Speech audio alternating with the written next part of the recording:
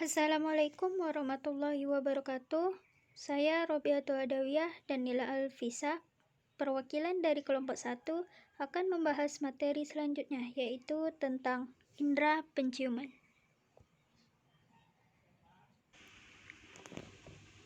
Indera penciuman.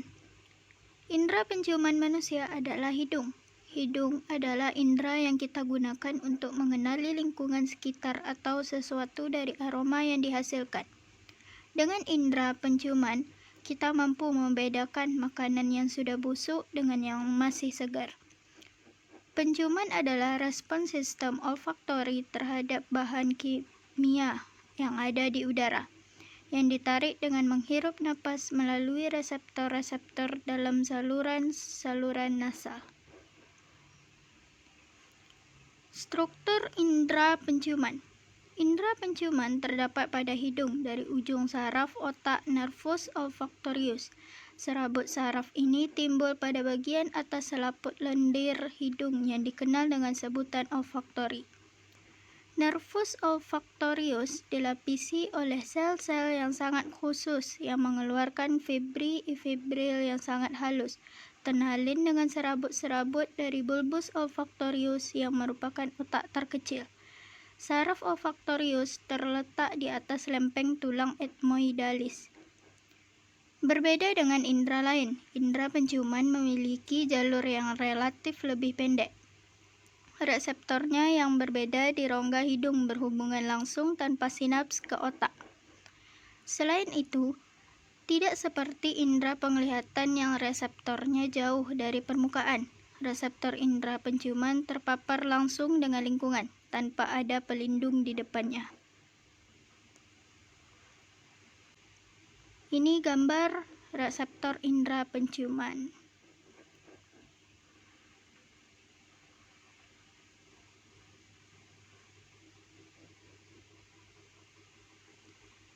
Sistem olfaktorius.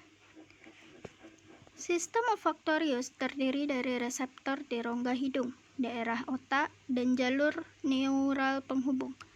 Reseptornya berupa sel-sel yang berbentuk seperti benang dan dihubungkan dengan saraf olfaktorius. Molekul meninggalkan substansi, berjalan melalui udara dan memasuki hidung. Molekul tersebut juga harus larut dalam lemak. Jika silia dari reseptor penciuman bertemu dengan molekul odoran, terjadilah impuls listrik. Proses ini adalah proses transduksi. Molekul odoran yang telah menembus nervus olfaktorius dari bulbus olfaktorius akan bergerak melalui traktus olfaktorius menuju pusat olfaktorius pada olbus temporalis di otak, di mana akan dilakukan interpretasi pada stimulus yang masuk. Namun demikian, kepekaan reseptor penciuman terhadap molekul odoran akan berkurang, bahkan mudah hilang bila selalu terpapar pada bau yang sama dalam waktu yang relatif lebih lama.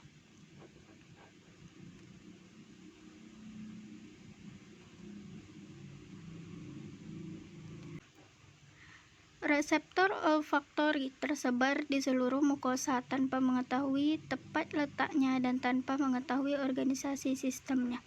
Walaupun begitu, protein-protein yang berasal dari berbagai sistem olfaktori akan berproyeksi ke tempat yang sama, yaitu bulbus olfaktori, sehingga berbagai bau akan menempati pola spasial tertentu dalam bulbus olfaktori dan masing-masing reseptor akan merespon derajat bau yang bermacam-macam yang telah terpola oleh pemrosesan komponen, yaitu suatu pola aktivitas yang beragam pada berbagai reseptor.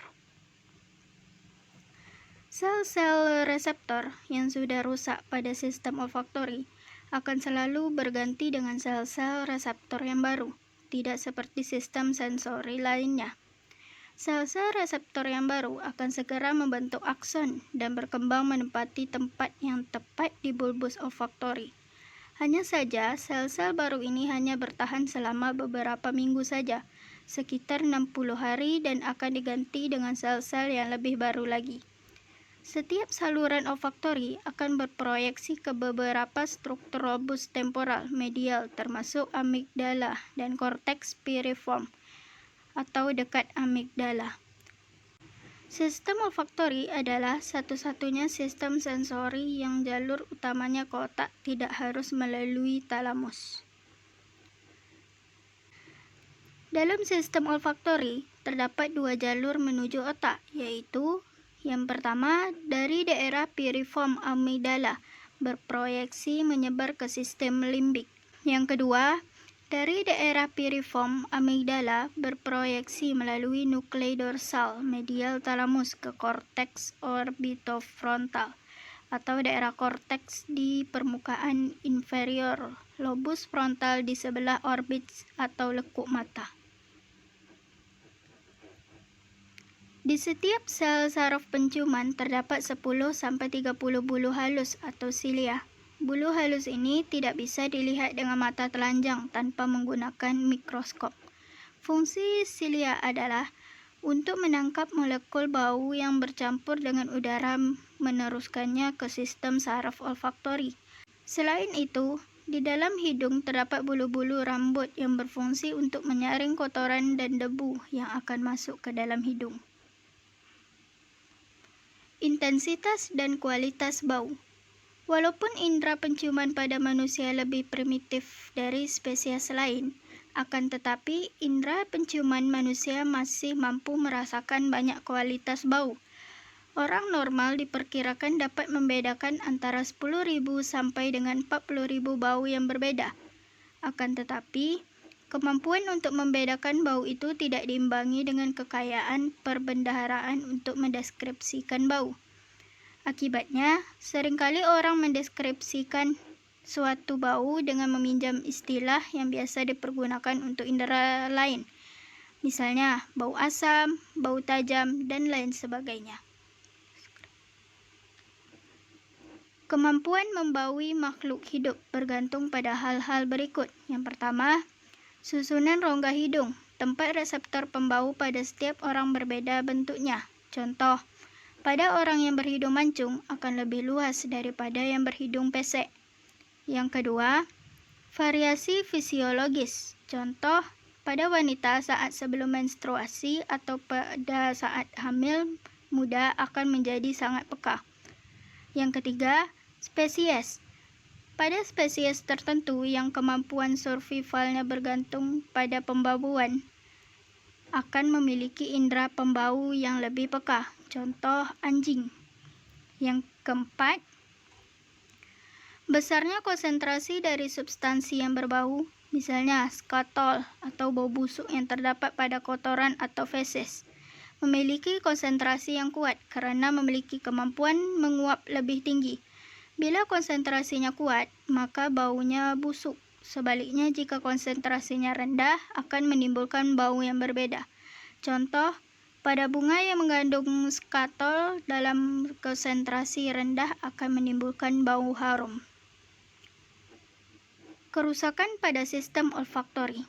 Pertama, hiposmia, yaitu penurunan sensasi bau. Kelainan ini dapat bersifat bilateral atau unilateral. Penyebab dari hiposmia dapat berasal dari hidung, di mana terdapat sumbatan pada saluran hidung, di mana penderita mengalami penurunan terhadap semua sensasi bau. Selain itu, hiposmia dapat pula disebabkan oleh adanya kerusakan pada lobus frontalis, sehingga penderita mengalami penurunan terhadap sensasi bau tertentu. Yang kedua, anosmia, yaitu ketidakmampuan untuk mencium bau. Hal ini bisa disebabkan karena pertambahan usia. Berdasarkan penelitian, usia 80 tahun ke atas, 50% penderita anosmia. Selain itu, bisa disebabkan faktor neurologis, yaitu terjadinya benturan di kepala yang menyebabkan perubahan otak dalam tengkorak dan memotong saraf-saraf olfaktori yang melalui cerebriform plate. Defisit sistem olfaktori dapat dialami oleh orang-orang yang mengalami gangguan neurologis, seperti penyakit Alzheimer, sindroma Down, epilepsi, Parkinson, multiple sklerosis, dan sindroma Korsakoff. Sekian dari kelompok kami, saya tutup dengan wabillahi taufiq wal hidayah. Wassalamualaikum warahmatullahi wabarakatuh.